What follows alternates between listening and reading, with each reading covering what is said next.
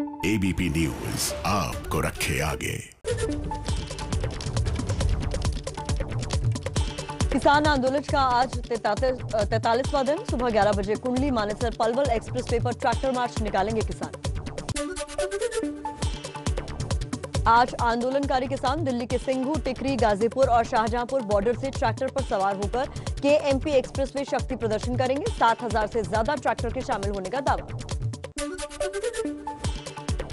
भारतीय किसान यूनियन के नेता राकेश टिकैत ने कहा, हम ट्रैक्टर रैली से सरकार को सांकेतिक संदेश दे रहे हैं, हमारी मांगे मानी जाए। दिल्ली बॉर्डर पर बारिश और ठंड से बचने के लिए किसान ने लगाए वाटरप्रूफ टेंट, कहा भगवान हमारे साथ। दिल्ली में ट्रैक्टर मार्च से पहले पंजाब में किसानों ने दिखाई झांकी। मुक्तसर में 300 से ज्यादा ट्रैक्टर लेकर सड़कों पर उतरे किसान। हरियाणा के करनाल में भी नए कृषि कानूनों के खिलाफ ट्रैक्टर मार्च। अनाज मंडी से लेकर कलेक्ट्रेट तक विरोध प्रदर्शन। सरकार और किसानों के बीच कल होगी 9वें दौर की बातचीत। कृषि सुधार कानूनों को वापस लेने पर अड़े हुए हैं किसान। किसानों से 9वें दौर की बातचीत से पहले कृषि मंत्री नरेंद्र तोमर की अपील। बोले, विरोध कर रहे यूनियन किसानों के हित के बारे में सोचें, हम किसानों के लिए समर्पित हैं। पंजाब के सीएम कैप्टन अमरिंदर सिंह सरकार से अपील कर रहे हैं। कहा, प्रधानमंत्री खुद संभाले बातचीत की कमान। अगर किसान कानून रद्द करना चाहते हैं तो उनकी बात माननी चाहिए। किसान आंदोलन को लेकर अकाली दल का ऐलान। मुक्तसर साहिब में हर साल आयोजित होने वाली माघी मेला प्रोग्राम रद्द किया। किसान आंदोलन की वजह से दिल्ली कटरा एक्सप्रेसवे परियोजना पर संकट। पंजाब हरियाणा के किसानों ने नए कृषि कानूनों के विरोध में सरकार को जमीन नहीं देने की धमकी दी। शिरोमणि गुरुद्वारा प्रबंधक कमेटी का ऐलान। कहा, इस बार श्री गुरु तेग बहादुर जी के 400वें प्रकाश पर्व पर पीएम मोदी को आमंत्रित नहीं करेंगे। 1999 से अब तक हर साल देश के प्रधानमंत्री होते रहे हैं गुरु तेग बहादुर के प्रकाश पर्व पर मुख्य अतिथि, लेकिन इस बार टूट जाएगी ये परंपरा। एसजीपीसी के फैसले पर बीजेपी ने जताया दुख। कहा, सिखों का कत्लेआम करने वाले कांग्रेसी प्रधानमंत्रियों को हर कार्यक्रम में बुलावा, लेकिन सिखों का भला करने वाले को भुला दिया गया। 26 जनवरी को दिल्ली में ट्रैक्टर मार्च के लिए अमृतसर में बड़ी तैयारी। सैकड़ों ट्रैक्टर ट्रॉली लेकर सड़क पर उतरे किसान। मोदी आज वेस्टर्न डेडिकेटेड फ्रंट कॉरिडोर के पहले हिस्से का लोकार्पण करेंगे। 306 किलोमीटर लंबे न्यू रेवाड़ी न्यू मदार सेक्शन पर शुरू हो जाएगी मालगाड़ियों की आवाजाही। प्रधानमंत्री आज इलेक्ट्रिक लाइन पर चलने वाली दुनिया की पहली डबल स्ट्रैक फ्रंट ट्रेन को भी हरी झंडी दिखाएंगे। 1.5 किलोमीटर लंबी फ्रेम्ड ट्रेन में होंगे 332 कंटेनर। भारत और फ्रांस के बीच आज सालाना सामरिक बैठक है। रक्षा सहयोग बढ़ाने पर चर्चा होगी। बीसीसीआई अध्यक्ष सौरव गांगुली को आज अस्पताल से छुट्टी मिल जाएगी। माइल्ड हार्ट अटैक होने के बाद कोलकाता के वुडलैंड हॉस्पिटल में भर्ती कराए गए थे गांगुली। पीएम मोदी और जर्मनी की चांसलर एंजेला मार्केल के बीच वर्चुअल बैठक हुई। कोरोना के खिलाफ लड़ाई में सहयोग और सामरिक मुद्दों पर चर्चा हुई। यूपी की राजधानी लखनऊ में गैंग वॉर। बाहुबली मुख्तार अंसारी गैंग के अजीत सिंह की दिन दहाड़े हत्या हो गई। 3 हमलावरों ने 25 से 30 राउंड फायरिंग की। 2 और लोग जख्मी। टेरर फंडिंग के मामले में एटीएस का महाराष्ट्र और यूपी के 5 जिलों में छापा। संत कबीरनगर से 8 लोग हिरासत में। रोहिंग्या मुसलमानों को फर्जी दस्तावेजों के आधार पर पासपोर्ट बनवाने का आरोप। 4 दिन बाद भी यूपी के बदायूं में महिला के साथ गैंगरेप और हत्या का मुख्य आरोपी पुजारी फरार। सरकार ने गिरफ्तारी की जिम्मेदारी एटीएस को दी। सूचना देने वाले को 50,000 के इनाम का ऐलान।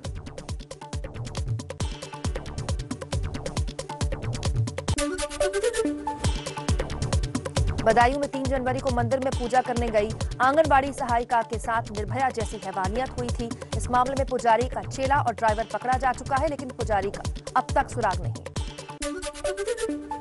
बदायूं गैंगरेप कांड को लेकर गरमाई यूपी की राजनीति। अखिलेश यादव बोले, अपराधियों को बचाने की कोशिश न करे बीजेपी सरकार। कांग्रेस ने हाईकोर्ट की निगरानी की जांच मांग की। सीएम योगी ने मुरादनगर शमशान कांड की जांच एसआईटी को सौंप दी है। घटिया निर्माण की वजह से लिंटर गिरने से 25 लोगों की जान गई थी। यूपी सरकार के धर्मांतरण अध्यादेश पर इलाहाबाद हाईकोर्ट में आज फिर अंतिम सुनवाई होगी। अध्यादेश के खिलाफ जमीयत उलेमाए हिंद ने सुप्रीम कोर्ट में भी याचिका दायर की है। 7 राज्यों में बर्ड फ्लू का खतरा फैलने के बाद केंद्र सरकार ने कंट्रोल रूम बनाया। एबीपी न्यूज से बोले केंद्रीय पशुपालन मंत्री गिरिराज सिंह, अच्छी तरह पके चिकन अंडे खाने से खतरा नहीं। हिमाचल प्रदेश के पौंग डैम में मरने वाले प्रवासी पक्षियों की संख्या 3000 के पार पहुंची। झील में बढ़ाई गई निगरानी। हिमाचल के सोलन में सैकड़ों मुर्गियों की मौत, जांच के लिए जालंधर भेजे गए सैंपल। मध्य प्रदेश के राजगढ़ और रीवा में पक्षियों की रहस्यमयी मौत। अगर मालवा में चिकन की बिक्री पर रोक लगाई गई। बर्ड फ्लू को लेकर दिल्ली में भी अलर्ट। दिल्ली सरकार ने 11 जिले में रैपिड रिस्पांस टीम बनाई। देश भर में पक्षियों की मौत से हरियाणा सरकार सतर्क। 26 टीमें बनाकर पोल्ट्री फार्म और बर्ड सेंचुरी पर रखी जा रही है नजर। अंडे और चिकन के कारोबार पर बर्ड फ्लू की मार। जयपुर में 10% तक घटी मुर्गों की बिक्री। मध्य प्रदेश में भी मंदा पड़ा व्यापार। विकास कुछ खबरें राजनीति की, सियासत की तेज रफ्तार के अंदाज में दिखा लेते हैं। सोनिया गांधी और मायावती को भारत रत्न देने की कांग्रेस की मांग पर नीतीश कुमार का तंज। बोले मांगने का अधिकार सबको, लेकिन जब सरकार थी तो क्यों नहीं फैसला लिया। बिहार में कांग्रेस के पूर्व विधायक भरत सिंह का दावा। बोले जिन्हें चुनाव प्रभारी बनाया गया उन्होंने टिकट बेचे। 11 विधायक कभी भी पार्टी छोड़ सकते हैं। कांग्रेस के पूर्व सांसद कीर्ति आजाद का बड़ा दावा। बोले जेडीयू के 15 से ज्यादा विधायक यूपीए के संपर्क में हैं। बिहार में जल्द हमारी सरकार बनेगी। शिवसेना सांसद संजय राउत की पत्नी वर्षा राउत को फिर ईडी ने समन भेजा। 11 जनवरी तक पेश होने को कहा। टीएमसी बैंक घोटाले में दूसरी बार पूछताछ होगी। महाराष्ट्र के मुख्यमंत्री उद्धव ठाकरे ने केंद्र को चिट्ठी लिखकर औरंगाबाद एयरपोर्ट का नाम बदलकर छत्रपति संभाजी महाराज एयरपोर्ट करने की मांग की। बीजेपी बोली शिवसेना हर चीज केंद्र के पाले में डाल देती है। बिहार के पूर्व सीएम जीतन राम मांझी का आपत्तिजनक बयान। कहा राहुल, चिराग और तेजस्वी काम छोड़कर हनीमून मनाने जाते हैं। पश्चिम बंगाल में सियासी घमासान के बीच ममता बनर्जी ने गवर्नर धनखड़ से मुलाकात की। दोनों ने एक दूसरे को नए साल की शुभकामनाएं दी। ममता के भतीजे अभिषेक बनर्जी ने बाबुल सुप्रियो को भेजा मानहानि का नोटिस। बाबुल ने अभिषेक पर भ्रष्टाचार के आरोप लगाए। 9 जनवरी को फिर बंगाल जाएंगे बीजेपी अध्यक्ष जेपी नड्डा। वर्धमान में किसानों से जुड़े कार्यक्रम में शामिल होंगे। पिछले दौरे में उन पर हमला हुआ था। इंदौर दौरे पर गरीबों का हाल जानने झुग्गी में पहुंचे सीएम शिवराज सिंह चौहान। सब्जी वाली राधाबाई के घर खाना खाया। नागपुर में बाघिन के शिकार का दुर्लभ वीडियो सामने आया। हिरण का शिकार करते दिखी घाटमारा नाम की बाघिन। हैदराबाद में डीएसपी बनी बेटी की पिता ने सैल्यूट की तस्वीरें सोशल मीडिया में वायरल हैं। गुंटूर जिले की डीएसपी हैं जेसी प्रशांति। पिता श्याम सुंदर भी सर्कल इंस्पेक्टर हैं। ओडिशा का राउरकेला स्टील प्लांट जहरीली गैस के रिसाव से 4 मजदूरों की मौत का गवाह बना। 6 लोगों की हालत खराब। यूपी के कन्नौज में सड़क हादसे में बाइक सवार की मौत के बाद बवाल। गुस्साए लोगों ने पुलिस पर पथराव किया, आगजनी भी की।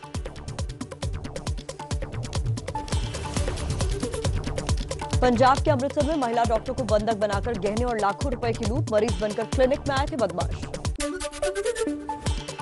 यूपी के कुशीनगर में 60,000 घूस लेते जिला अल्पसंख्यक कल्याण अधिकारी गिरफ्तार। स्कूल से नदारद टीचरों से ले रहा था रिश्वत। बिहार के मुजफ्फरपुर में गाड़ियों से अवैध वसूली करते पुलिस वाले का वीडियो वायरल हुआ। दरोगा समेत 4 पुलिसकर्मी सस्पेंड। आइए आपको देश भर के मौसम का हाल भी बता देते हैं। आज भी जम्मू कश्मीर, हिमाचल और उत्तराखंड में भारी बर्फबारी का अलर्ट है। पंजाब, हरियाणा, दिल्ली में भी हल्की बूंदाबांदी हो सकती है। पूरे उत्तर भारत में घना कोहरा छाए रहने की चेतावनी है। कश्मीर घाटी में कहर बनकर बरस रही है बर्फ। श्रीनगर में बटमालू में बर्फबारी की वजह से घर गिर गया। अब कुछ दिन राहत के आसार नहीं है। कश्मीर घाटी में बर्फबारी का कहर, छत से बर्फ हटाने की कोशिश में नीचे गिरा शख्स, वीडियो वायरल। जम्मू कश्मीर के गांदरबल में बर्फबारी से सभी रास्ते बंद, बीमार बुजुर्ग को पैदल अस्पताल पहुंचाया गया। कश्मीर में लगातार चौथे दिन बर्फबारी से सड़क और हवाई यातायात ठप, कुलगांव में जवाहर टनल को खोलने की कोशिश हो रही है। हिमाचल प्रदेश में भी भारी बर्फबारी जारी, शिमला, मनाली, किन्नौर और लाहौल स्पीति में हालात खराब।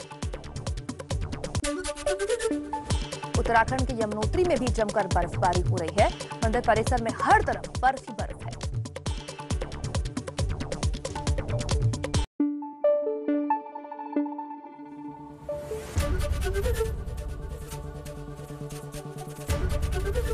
एबीपी न्यूज आपको रखे आगे।